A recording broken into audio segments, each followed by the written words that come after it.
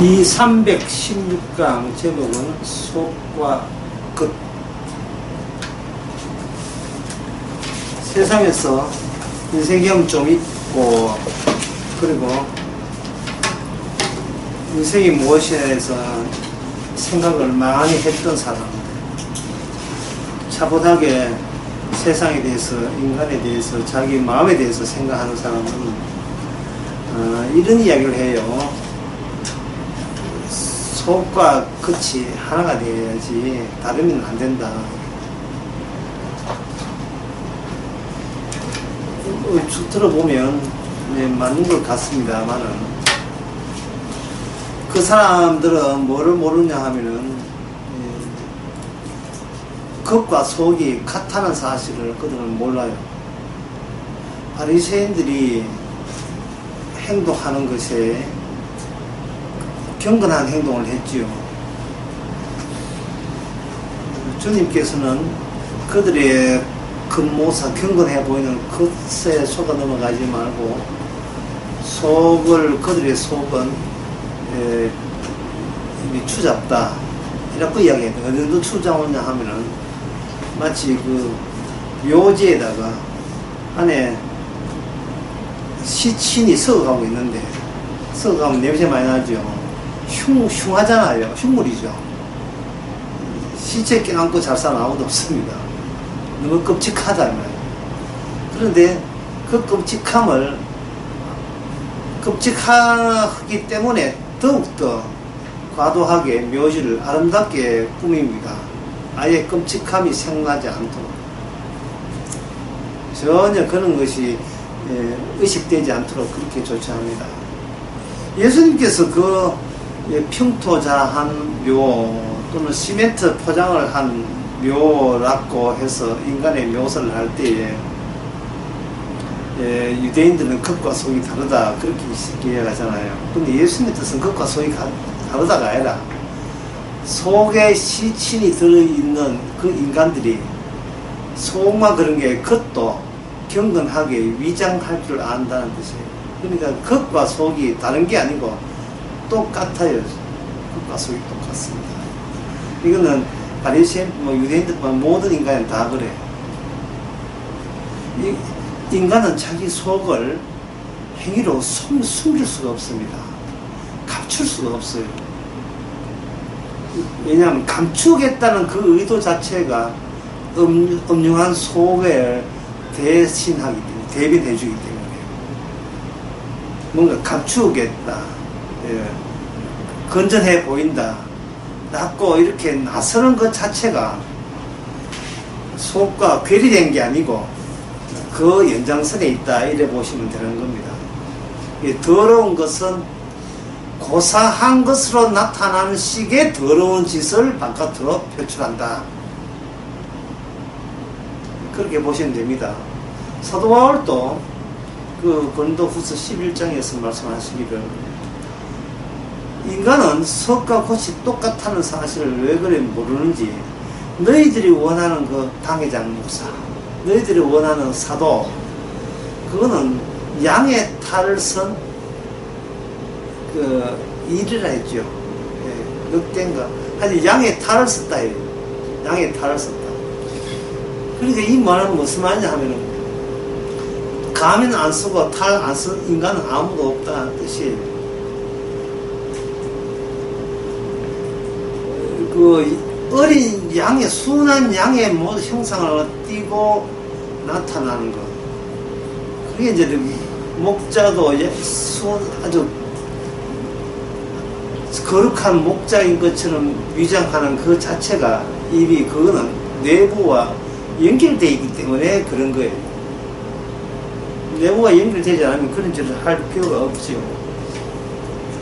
그러면 사도 바울은 어떻게 살아가는가? 사도 바울 이야기하기 전에 먼저 속과 끝이 일치된 분 소개해 드리겠습니다. 마태복음 26장에 보면 한번 읽어보겠어요. 예수께서 6절에 예수께서 베다니 문둥병 시몬의 집에 계실 때 한 여자가 매우 귀한 향유 한 옥합을 가지고 나와 식사하시는 예수의 머리에 부으니 제자들이 보고 분하여 가로되 무슨 의사로 이것을 허비하느냐.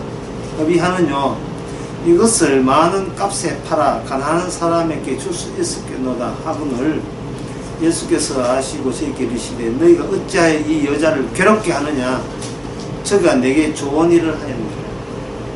저가 내게 좋은 일을 했다. 예.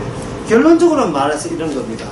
여자로 하여금 그 모아놨던 옥합 귀한 향수를 한꺼번에다가 예수의 바닥에 예수의 머리에다가 예수님 머리에다 다 붓는 것은 여인이 한 행위가 아니에요. 예수님으로 말미암아 앞에 있는 예수님 말미암아 유발되는 거예요. 예수님 앞에 뭔가 해야 된다는 생각이 예수님 만나는 순간 발생된 겁니다. 그러면 어떤 결론이 도달하냐 하면은 주님이 원하시는 것은 바깥에 것은 주님이 원하는 아니 주님에 의해서 만들어질 때나 가능한 일이 되는 거예요. 아까 제가 말씀드렸잖아요. 인간은 어느 누구도 속과 끝이 하나가 되어서 따로 놀 수가 없다. 아니 더러우면 바깥에 더러운 짓이 나오는데 그 더러운 짓이 바로 경건한 척하는 거, 거룩한 척하는 거, 남들 보기에 어떻게 보이는가에 되게 신경 쓰는 거, 그 짓이 속을 조작하는 짓이 되는 겁니다. 인간은 할 수 있는 게 그거밖에 없어요. 조작하는 것 외에는 할 줄 아는 게 아무것도 없습니다. 타인을 속이고 자기를 사귀는 그 재주를 평생 키워나가는 게 인간입니다. 남 속이고. 남 속일 때 그 수단이 뭐냐? 말이라는 거. 행동, 말 다 마찬가지입니다. 그런데 터무니없는 행위를 지금 이 여인이 했어요. 참으로 터무니없는 짓입니다. 이 말은 뭐냐면 예수님이 하시는 말씀의 참 뜻은 인간들 보기에 자기가 자기를 속이는데 급급한 인간들 보기에 참으로 터무니없는 존재가 예수님이에요.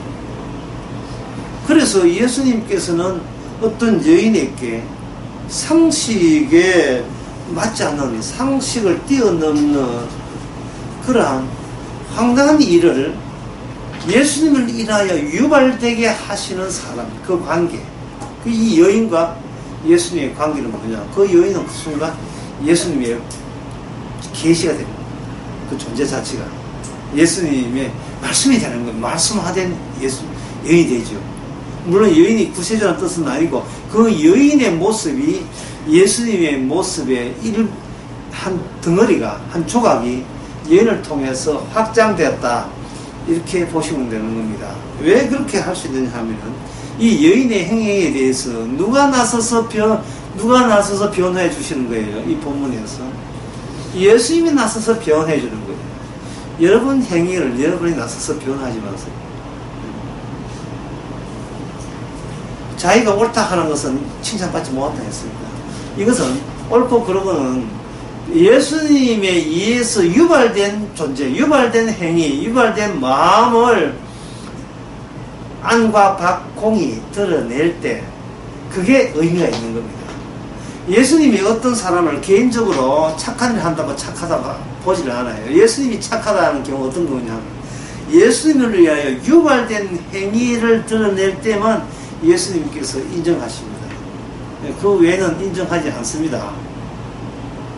그러니까 이 겉과 속과 끝이 신자나 불신자나 하늘같이 동일합니다.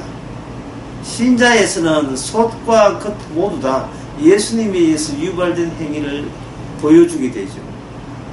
그리고 불신자는 속과 끝이 전부 다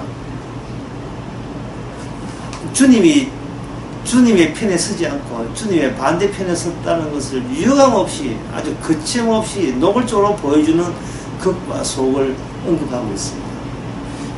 그 여인의 옥합을 예수 머리에 부는 이 여인에 대해서 여기에 8절에 보면 제자들이 뭐라고 하냐면 그냥 말하지 않습니다. 분노에 차서 말합니다. 무슨 의도로 무슨 의도로 이것을 한꺼번에 이 많은 돈을 다 허비하느냐라고 했을 때에 이 제자들의 평소의 모습은 뭐냐면 돈은 귀하게 쓸 때 예수님이 기뻐하신다는 그러한 원칙을 지니고 있었던 거예요. 돈은 귀한데 쓰면 주께서 기뻐하시겠다 하는 이게 바로 자기의 속내를 유감없이 보여준 겁니다. 주님 저 어때요? 착하지요? 이건 조작이에요. 이거는 엉터리입니다. 그래서 제자들마저 분노할 만한 일을 의도적으로 이 여인을 통해서 발생시켜 버립니다.